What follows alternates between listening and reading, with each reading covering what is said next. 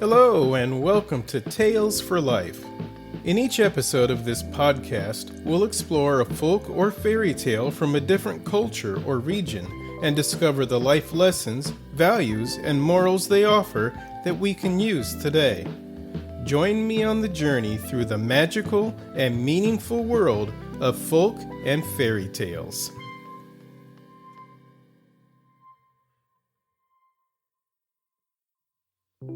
Hello, and welcome to the Tales for Life podcast, the podcast that journeys through life one tale at a time. I'm glad you've chosen to join me for this episode, one that I've titled, It's Not Your Size, It's the Size of Your Determination. As we near the end of the year, it's a natural time to reflect on what we've done, and to start imagining what we might do next.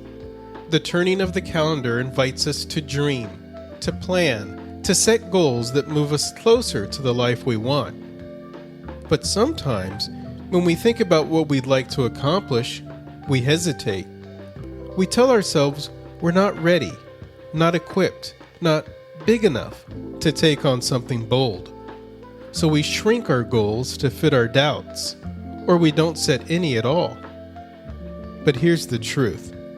It's not your size that determines what you can do. It's the size of your determination. When we set our minds to something, when we show up with grit, focus, and a refusal to quit, we tap into a strength that's far more powerful than appearance or circumstance. Determination is what turns small steps into long journeys, and quiet beginnings into lasting impact.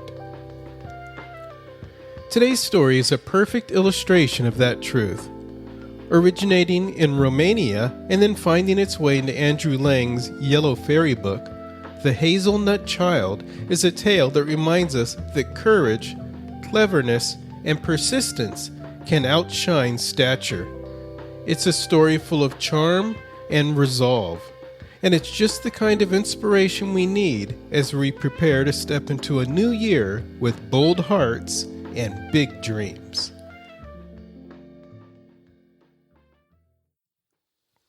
There was once upon a time a couple who had no children, and they prayed heaven every day to send them a child, though it were no bigger than a hazelnut. At last, heaven heard their prayer and sent them a child exactly the size of a hazelnut, and it never grew an inch. The parents were very devoted to the little creature and nursed and tended it carefully. Their tiny son, too, was as clever as he could be, and so sharp and sensible that all the neighbors marveled over the wise things he said and did. When the hazelnut child was 15 years old and was sitting one day in an eggshell on the table beside his mother, she turned to him and said, "You are now 15 years old, and nothing can be done with you. What do you intend to be?" "A messenger," answered the hazelnut child. Then his mother burst out loud laughing and said, "What an idea! You, a messenger! Why, your little feet would take an hour to go the distance an ordinary person could do in a minute." But the hazelnut child replied, "Nevertheless, I mean to be a messenger. Just send me a message, and you'll see that I shall be back in next to no time." So his mother said, "Very well, go to your aunt in the neighboring village and fetch me a comb." The hazelnut child jumped quickly out of the eggshell and ran out into the street. Here he found a man on horseback who was just setting out for the neighboring village. He crept up the horse's leg, sat down under the saddle, and then began to pinch the horse and to prick it with a pin. The horse plunged and reared, and then set off at a hard gallop, which it continued in spite of its rider's efforts to stop it. When they reached the village, the hazelnut child left off pricking the horse, and the poor tired creature pursued its way at a snail's pace. The hazelnut child took advantage of this and crept down the horse's leg. Then he ran to his aunt and asked her for a comb. On the way home, he met another rider and did the return journey in exactly the same way.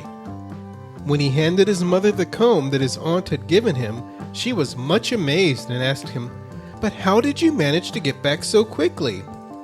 "Ah, mother," he replied, "you see, I was quite right when I said I knew a messenger was the profession for me." His father too possessed a horse, which he often used to take out into the fields to graze. One day he took the Hazel-Nut Child with him. At midday the father turned to his small son and said, "Stay here and look after the horse. I must go home and give your mother a message, but I shall be back soon." When his father had gone, a robber passed by and saw the horse grazing without anyone watching it, for of course he could not see the Hazel-Nut Child hidden in the grass. So he mounted the horse and rode away. But the Hazel-Nut Child, who was the most active little creature, climbed up the horse's tail and began to bite it on the back, enraging the creature to such an extent that it paid no attention to the direction the robber tried to make it go in, but galloped straight home. The father was much astonished when he saw a stranger riding his horse, but the Hazel-Nut Child climbed down quickly and told him all that had happened, and his father had the robber arrested at once and put into prison. One autumn, when the Hazel-Nut Child was 20 years old, he said to his parents, "Farewell, my dear father and mother. I am going to set out into the world, and as soon as I become rich, I will return home to you." The parents laughed at the little man's words, but did not believe him for a moment. In the evening, the Hazel-Nut Child crept onto the roof where some storks had built their nest. The storks were fast asleep, and he climbed onto the back of the father stork and bound a silk cord round the joint of one of its wings. Then he crept among its soft downy feathers and fell asleep. The next morning the storks flew towards the south, for winter was approaching. The Hazel-Nut Child flew through the air on the stork's back, and when he wanted to rest, he bound his silk cord onto the joint of the bird's other wing so that it could not fly any farther. In this way he reached the country of the black people, where the storks took up their abode close to the capital. When the people saw the Hazel-Nut Child, they were much astonished, and took him with the stork to the king of the country. The king was delighted with the little creature, and kept him always beside him, and he soon grew so fond of the little man that he gave him a diamond 4 times as big as himself. The Hazel-Nut Child fastened the diamond firmly under the stork's neck with a ribbon, and when he saw that the other storks were getting ready for their northern flight, he untied the silk cord from the stork's wings, and away they went, getting nearer home every minute. At length the Hazel-Nut Child came to his native village. Then he undid the ribbon from the stork's neck, and the diamond fell to the ground. He covered it first with sand and stones, and then ran to get his parents, so that they might carry the treasure home, for he himself was not able to lift the great diamond. So the Hazel-Nut Child and his parents lived in happiness and prosperity after this, till they died.